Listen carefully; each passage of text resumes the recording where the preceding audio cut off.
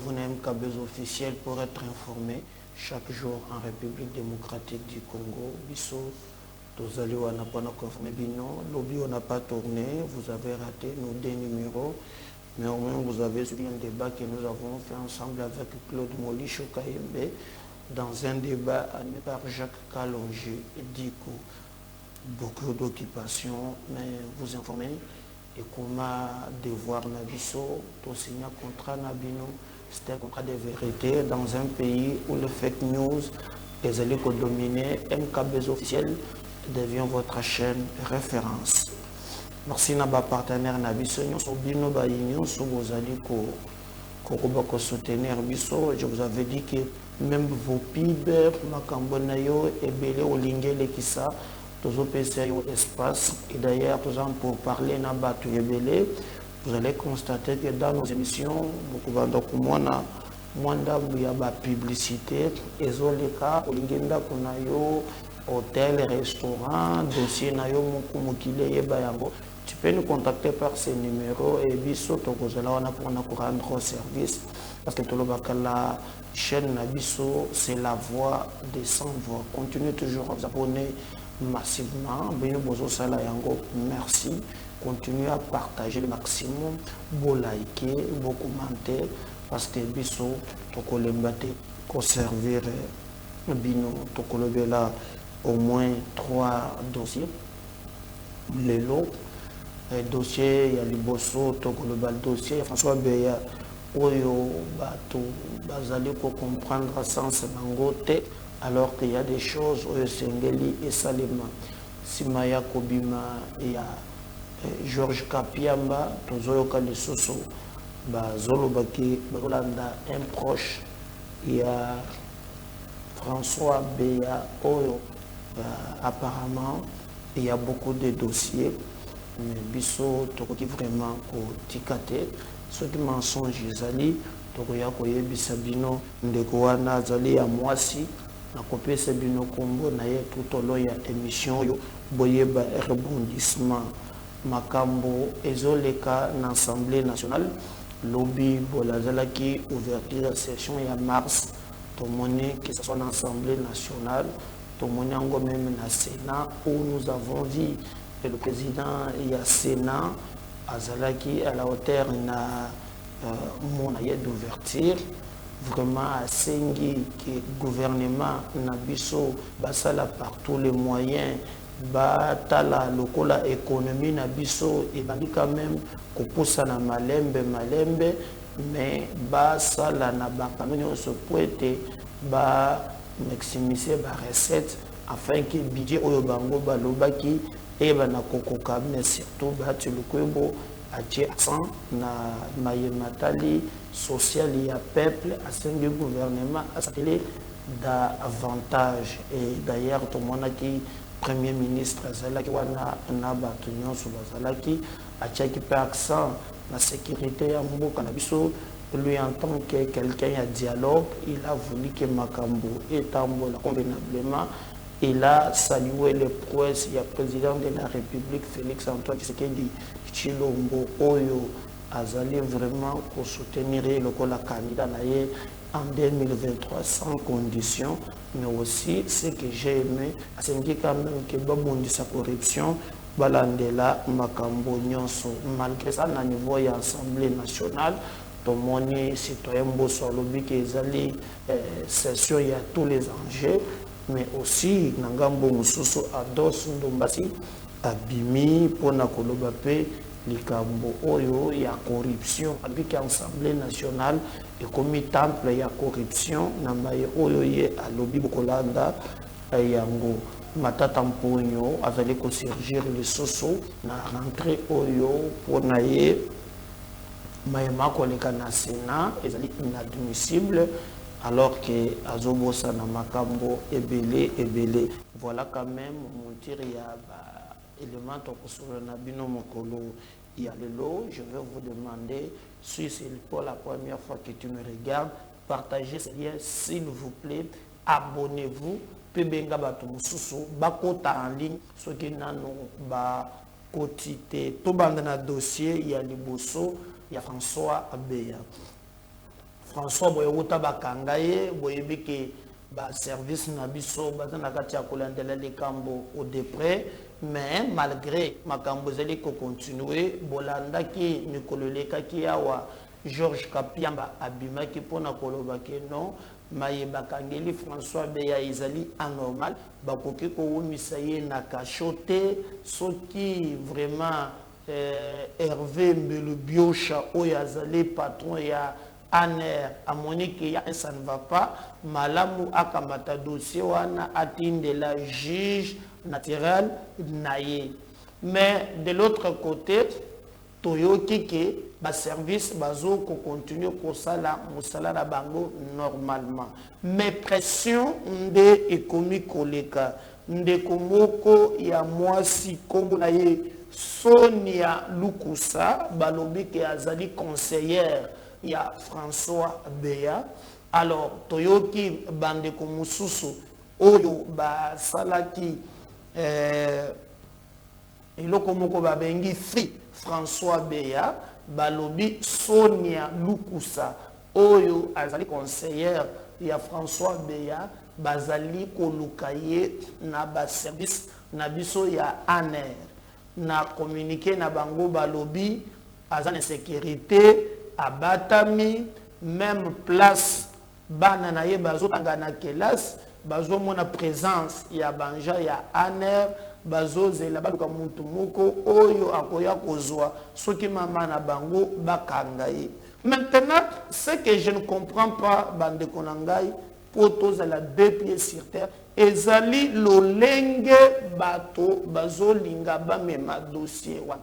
Nous avons dit ceci. Bon, par sec, il y a Tata Nabiso François Beya. Bakita qui va percussion là qui même même na bureau na yo. Même les bureaux il y a CNS et ça là qui scellé. Quand il y a des enquêtes, je pense que ce n'est pas au moment il y a kobanda koganga to koloba. Par exemple, balobi que conseillère na ye Sonia Lukusa. Soki justice topé ba service na biso. Ndenge bazo la communiquer, bazo lenga ban l'éveiller tout ça. Il ne faut pas donner l'impression que bozali na agitation. Akokende ko bata mapona nini parce que awa bazana kati ya koluka basangisa ba élément.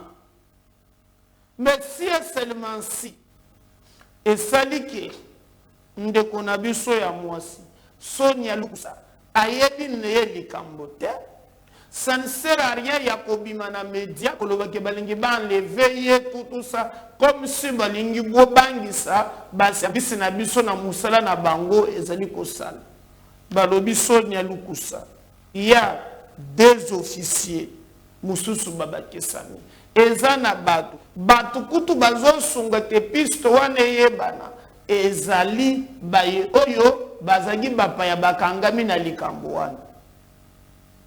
Est-ce que bozo yeba kena mikolo tozana ngo awo bon mona kiso we Kabila ba interdire ya voyager te na aéroport.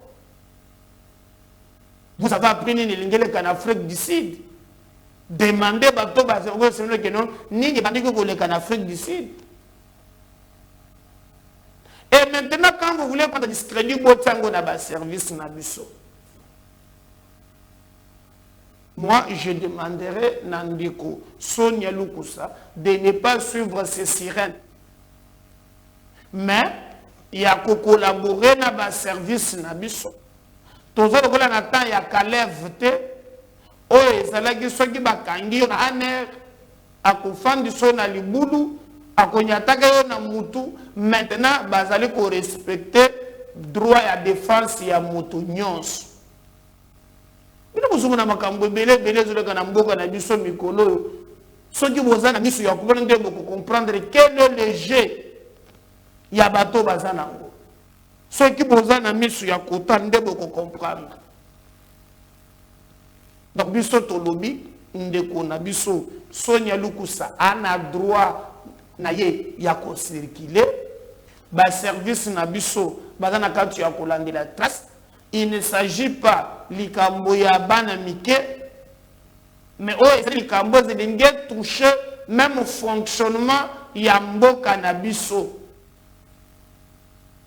Nous ne voulons pas de règlement des comptes, mais si on cite les noms des gens, et sengeli kolandela. Ceux qui bazali ba innocent, batika bango. Mais ceux qui bazali impliqués, ne mettons pas la pression na ba service. Basala musala na bango ndenge longo bani.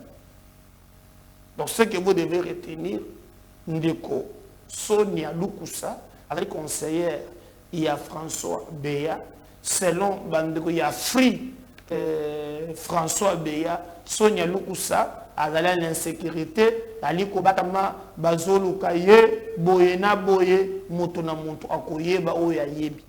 Mais moi je vais vous dire, il y a ce qu'on appelle angu sous roche, makamboni wana eza clarté, bato bazalaki na makambo na bango moko bazoluka basala et biso tokozala sima wana bino bozo mona bande ko ngai Tshisekedi azobela le rôle à Moutounyos. C'est là où on doit comprendre que non logique azobela le rôle à Moutounyos. Akoufi. En fait, ce qu'ils ont échoué à obtenir dans le coup d'État, ils l'ont voulu obtenir dans Zela malade, ça n'a pas tenu, maintenant ils ont utilisé les canaux communicationnels. Mais je crois que le président de la République, Benoît Sobomonier, je crois que Voldia a une photo où a Tshisekedi Yemoko a Telemi, à l'ambassade de Nabiso, Moto Simbi Azate, Nyonso sans problème, à Tamboli, à Beti Makolo, à Salitutu, et il va nous revenir. Tokoki ko atteindre niveau anate, il y a un au Yangoan. Non. Vous allez voir que Tshisekedi, il est en vie. Ba photo to kotiele bino bokomona ngeze ba photo ya ambassade na biso. O yemoko azo solo na batwana eza ba photo ya sika eza ya kalate. Alba to muso solo o ndengeza wana akokotambola te ba pasoli ya cœur ouvert et tout ça. Et bongo ata muntu abeli. Où est le problème? Donc, au moment que les Kamboyo Bango, Babangaki Koluka, na lolege ya kozwa yango, na nzela ya mundu ki esimbite, nde ba anticiper, ba mema na nzela ya malade esimbite, ba lesu ba bo masiko na nzo. Nyonso wana pona nini? Kaka po batikala na bakalikil na bango oyo biso tomoniki eza bakalikil satanique, diabolique. Bango batikala pour na ba propre intérêt na bango, mais ça ne profite pas na peuple na biso. Débat exalté, je crois que vous allez voir au besoin des alliés de côté ce qu'il dit en bonne santé et qu'il nous revient parce que on a besoin.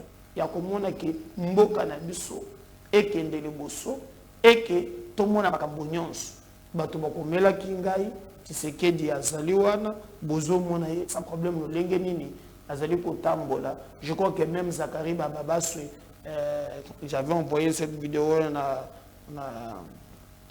a volé Lana ou bien si Lana moi je peux même vous laisser suivre audio naye Boyoka lui qui a été là ce qu'il a dit na maimatali na côté la bino ata audio Boyoka qui est pose la vigilance na mboka na biso to pesa occasion te na ba ndongolo miso baya koboma mboka na biso na ba calcul moko ya satana. Oui, parce qu'il y a des choses qu'on ne peut pas accepter na moi ya lelo.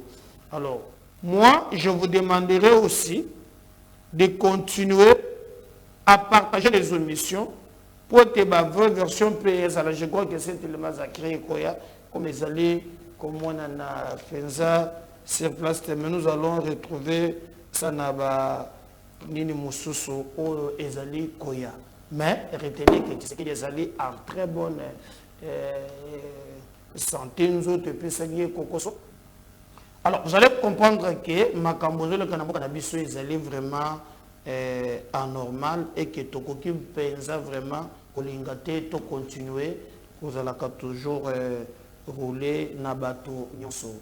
Député Moko, il y a la Muka Kombo Naye Ados Ndombasi, alobi pour Naye, Maye Mazali Koleka, na niveau et Assemblée nationale, ezali grave pour na nini na ba député wana moko ya ba député ya Union Sacrée azoaka mbongo pas moins de $1000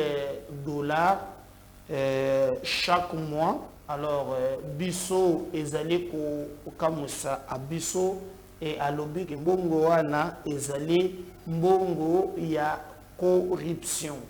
Alors et ou mélité na maloba mayeye alobi tomoni directement bandeko oyo ba travaillaka na bureau ya Mboso ba bimisi ba vidéo mususu na kati ya vidéo wana balobi ke Ados Ndombasi ye akendaka kosengaka mbongo epana bango. Est-ce que c'est vrai ou est-ce que c'est faux?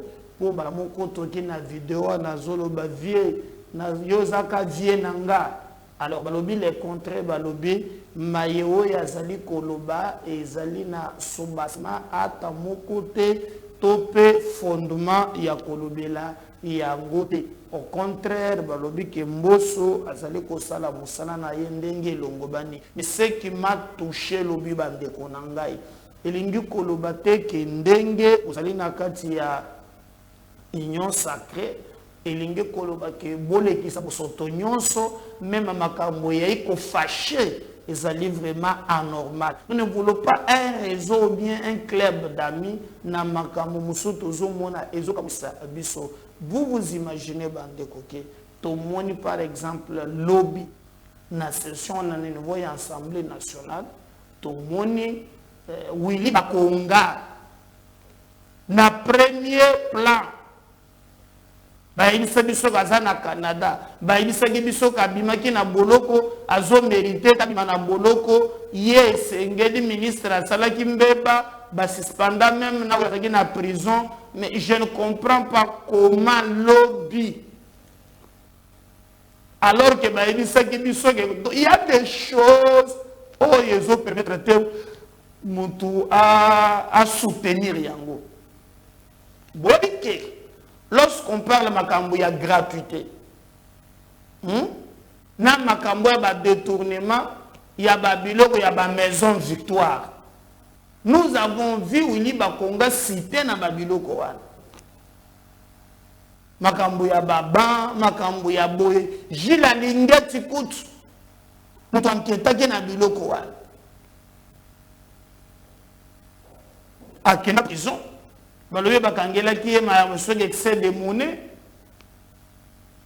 Abîmé balobe que non, ministre registre balobe que non, baïmaye à sali et ça permettre que non, bayo kaye boye boye na boye. Mais on ne comprend pas comment les lots y est à telema à kende koloba les sousou oh y a zali koloba les lots.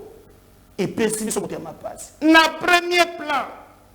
Alors, quel est le message en contrepartie qu'on donne? Vous ne me verrez moi jamais. Un inspecteur a été condamné. Na Babylone na Makal.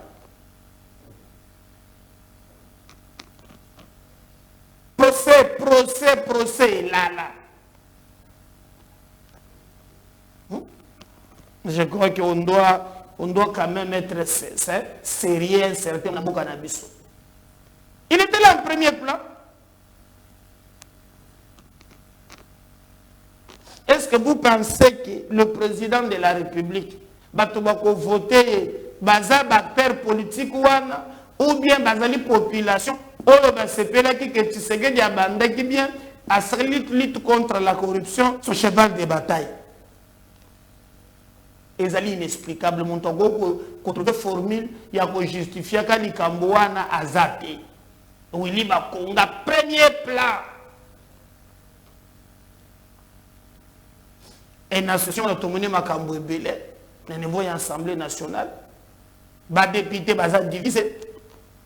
Les députés sont lobby en tout cas, Bango va conduire que Babakouma na Makambo ya pour reporter l'élection. Question Oyo, Obatuna Bango na Matali, révision à la Constitution, Bamoussou Baza pour, Bamoussou Baza contre. Et cette session, il y a tous les enjeux. Session, loi électorale, et cette session, éminemment politique. Déjà, on dit que il y a IDPS, Nalandi, président, il y a groupe parlementaire, Nabango, Léon, Mubikai, hein? À lobby au nom Ndenge Zawana, bazan pour parler, pour te remplacer Jean-Marc Kaboun na bureau one. Donc, au niveau de l'IDPS déjà, concertation sur Salema, pour te Kaboun, balongolaye. Même si Kaboun a démissionné dans Twitter, a été officialisé Yango Boyete, mais balobi quand même que non, et c'est Ngeli, balongolaye, et que parti IDPS, na session Oyokaka, Azolinga a remplacé Baluka Moutoumoussous, a occupé place au nom de l'IDPS. Yepé Jean-Marc Kabound depuis Akenda Libanda Yamboka, qu'on se fait soigner Tilelo, Nano Azonga, le problème il y a genou, et bandi ko tungise mingi Akenda ki, Nano Azonga, mais awa déjà parti na ye lobby, na président parlementaire, na bango IDPS, lobby bazou, ça déjà ba réunion, na parti, na batoussous, enfin que parti va trouver nani akoki koya pour na ko remplacer Kabound na bureau wana. Nangab ya ba député opposition balobi rentrer oyo tokende na lombango na matali élection. Bakende ko toucher loi électorale. Je vous avais dit dans l'émission les cas qui non loi électorale les appels c'est comme sous oyo tokomona ba politicien ko s'emprunte ko s'empoignarda ko la somme na loi électorale. Moutoulogola Jean-Pierre Bemba, vous savez qu'il a été écarté dans l'élection, ou les cas qui n'a la loi électorale.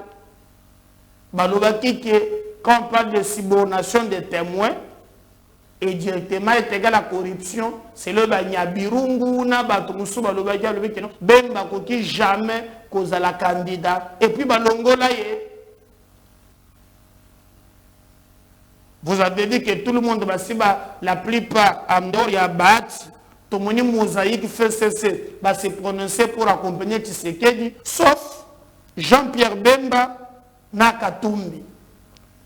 Katumbi, c'est un candidat, mais Moutoto, Moni, Penza, oh, Azali, Kosala Manso, Azela, Nanou Makambo, Jean-Pierre Bemba Gombo, qui attend. Qui en tout cas Ndenge Zaliwana loi électorale pour se prononcer. Est-ce que tu connais que les sous na deux tours? Est-ce que tu connais na deux tours? Parce que le lenge makako kende dernier cas du malobaki ceux qui ba meki na session oh balobi que na deux tours il faut tout battre déjà na mutu que en tout cas il y a pour respecter délai. Donc, vous allez obligé, dans l'élection, il y a un tour, mais le président de la République, alors, il souhaite que non, toute cette élection à deux tours. Est-ce que la contrainte technique, automoni, seni, alobela kiyango, est-ce que vous allez la respecter? Tout le monde a déjà l'église catholique, na Monseigneur Chole, na bandiko ya SCC, bakendaki comme na citoyen bosso, pour na koyebisa que non, bazali ko senga ki Assemblée nationale, asala musala, apesa seni, ba texte, oyo ko permettre que bato bakende na maponami na délai prévu par la Constitution. Alors, un jour que na makambo moi mingi et kozala ndeto lobaka hautement politique, les gens vont s'entretuer. Attendons voir, en tout cas, mais je vous dis que kozala très chaud. D'ailleurs, boyoki bandeko oh ya opposition déjà quelqu'un comme Batouya fait ce PPRD, bango balobi oui, il faut aller aux élections, mais bazo conditionné élection et koki ko salemate na Denis Kadima. Allez-y comprendre que bazo loka glissement au koyoka lisusu fayelo alobi yeboko ke non ndenge zamboye esengeli table ronde tout autour ya Monisco. Tu comprends pourquoi table ronde autour ya Monisco nyonso wana ezolubama. Mais à l'interne kuna na niveau ya ensemble tout le monde ne gère kaka na likambo ya élection na délai prévu par la Constitution. Moko na moko ayebi rôle oyo ye akojouer na session oyo na Sénat memema na Sénat bofongola qui le président Sénat na introduction na ngai a PCP ba grande ligne ba mettre action sur les social et peuple parce que au-delà de tout les politiciens ne voient que des élections pour la politique autre toi que je m'y mette. Mais les hommes d'État ne se voient pas déjà en 2023, tous en 2022, et Sengeli d'abord va travailler pour l'intérêt du peuple, pour l'intérêt général, avant de voir les élections. Nous nous projetons directement en 2023. C'est là où je dis, tu sais, dialogue, et ça n'a sens, nango. À mon côté, le plus important, c'est de nous organiser comment nous voulons aller à ces élections, bien sûr, en respectant le délai prévu par la Constitution.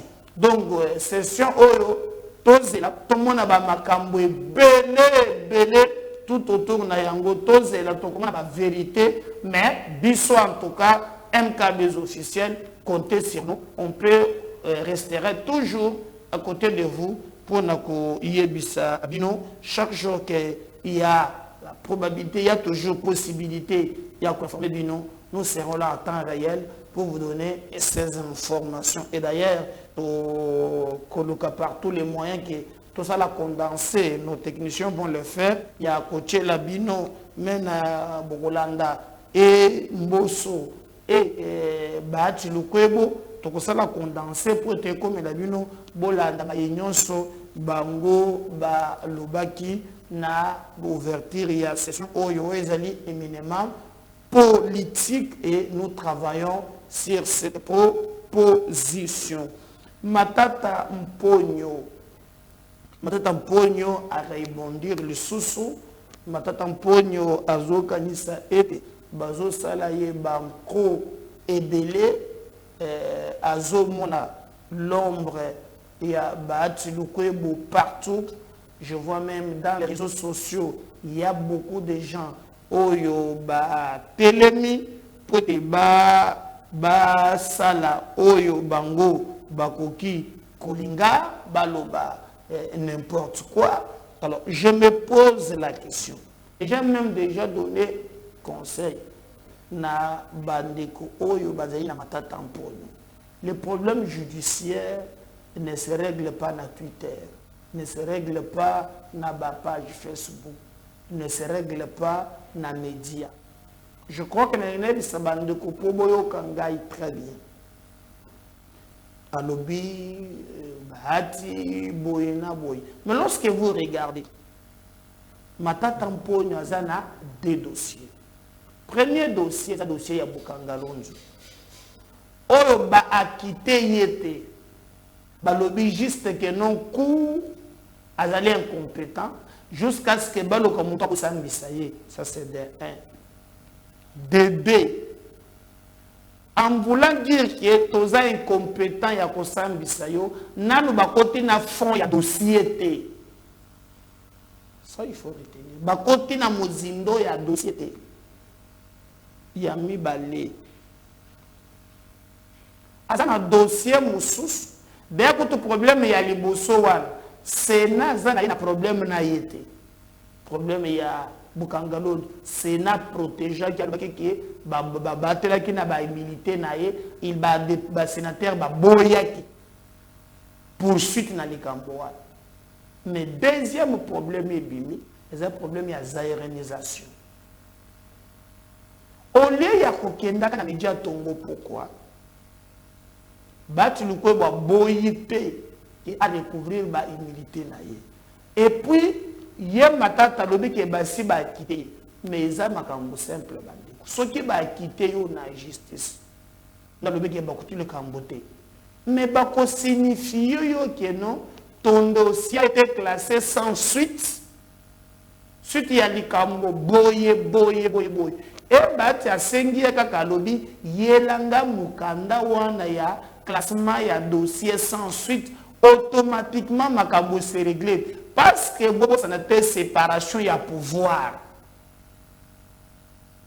judiciaire, il y a pouvoir législatif. Donc il y a qui vraiment injonction. Mais nous avons dit à rentrer encore, hein, et la moukili sous, hein, balobi, c'est pas ça. Il faut aller offrir un dossier, chercher ce qu'il peut faire afin que makambo nyonso et kende li bosso. Alors, biso, toujours pour na koyebisa bino vérité, mais n'oubliez pas aussi que dans ces dossiers, il y a makambo ya Bukangalonzo, par exemple, il s'agit na kaka matata yemo côté, il y a à peu près 5 ministres à l'époque, où il peut répondre na likambo niwano. C'est comme Nikolo yo na la mouki na zo plaidé que IGF bakende kotala likambo ya Perenco. Perenco. Nazaka tchako alerté Perenco. Les éléments à ma possession, Nathan Oyo Kabila Bakambaki, on a signé des contrats ya Léoné ya Bondoki. Au niveau ya Mwanda wana keno bateki pétrole na bus jusqu'en 2040. Ngazaki na Mwanda wope na Mwanda wana courant ezate, courant yakana eye lelo eye lobi. Mais là où il y a du pétrole, au nom de 5 ou 6 politiciens, bakamati pétrole bateki. Mais il est content de redisait yango. Na le monde makamboza na péage à Matadi Aou avec un chez Simon. Boka Gangate. Il est content. Donc biso tozo senga makambo nyonso eleka convenablement et que moko na moko ayeba na ko répondre na likambo ni wana afin que makambo kende liboso. Et le que non, union sacrée et commis blanchisserie. Il y a des choses très graves. Le télécambo, il y a Willy Bakonga. Il y a Fandili Bosso. À l'aise. Il y a une union sacrée. Il y a Bongo Longolanga Nakati. Nazana Wanate. Moi, je suis dans un combat. On a combattu Kabila. Pour essayer de Kale. Pour être tout le monde a bonne gouvernance. Mais pas être les gens qui détournent les moyens de l'État et qui pensent qu'ils ont des amis. Ils ont construit un club d'amis. Pas question à ma condition. L'essentiel c'est comment le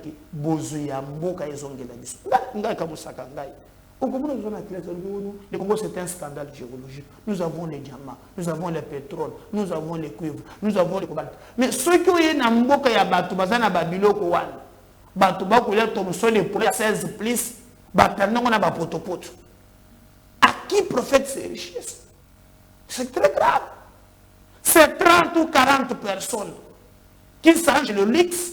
Ya koboto na biso nyonso, biso to côté kala ba umbu na propre mboka na biso. Non, non, on doit nous révolter, pas comme ça. Oh, vraiment, batikela yemboko yo, ko, hein, na tata na ye que nous na pesombuka que ndo konzabato wan azate. Et moi je pense qu'il est grand temps. Moi, je pense qu'il est grand temps. Continuez à liker et à partager, à commenter. Prenez rendez-vous dans le deuxième numéro, voire même troisième. Merci. À tout à l'heure.